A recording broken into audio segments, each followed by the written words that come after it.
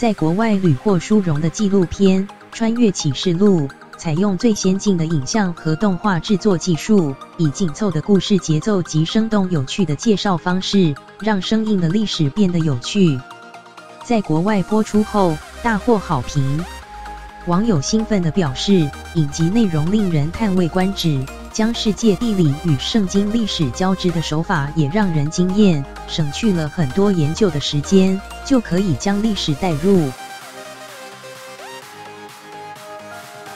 纪录片系列中，福音篇及启示行动篇每周六上午11点至12点于 TVBS 56频道全台独家首播，并于周六上午10点及周日上午8点重播。图斜线 TVBS 提供福音篇及启示行动篇，是由全世界最大的基督教电视联播网 TBN 以及致力于高品质纪录片的 Coldwater Media 合作制作。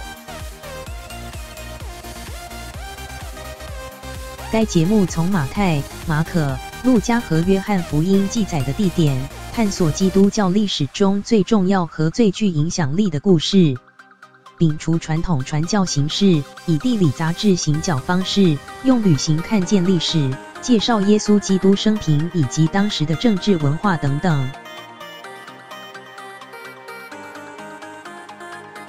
图斜线 TVBS 提供有别于国内的布道讲堂与心灵故事分享等节目。该影集邀请历史学家和资深电影制片人 Dave Stutz 担任主持人。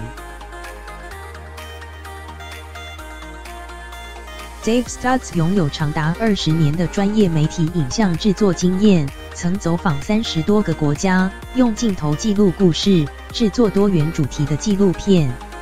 Dave Stutz 在节目中为观众揭露基督教的缘起、发展的脉络以及每一段历史遗迹和人文故事，不仅带着民众的双眼溯源，也能见往知来。在主持本节目时，用幽默诙谐的口条阐述丰富的历史资讯，完整揭露出基督教信仰的模型与历史意涵。因此，该影集深受基督教领袖、电影人及历史学家的推崇。为印证圣经故事中的真实性， Dave Stutz 还亲临圣经4福音书中记载的地点，走访以色列逾50处古迹，用新颖及戏剧性的方式传达福音。节目内容围绕耶稣出生、讲道和复活等事迹，并细说相关的历史、考古、地理和艺术文化渊源。拍摄过程中，还发掘出许多令人难以置信的证据，透过影像的记录，破除大家对圣经真实性的质疑，将基督教的世界观以更令人信服的方式呈现给观众，让大家对上帝的话语有更深刻的理解。精彩内容请锁定 TVBS 56频道，每周六上午11点，《穿越启示录》首播，错过还可锁定周六上午10点及周日上午8点重播。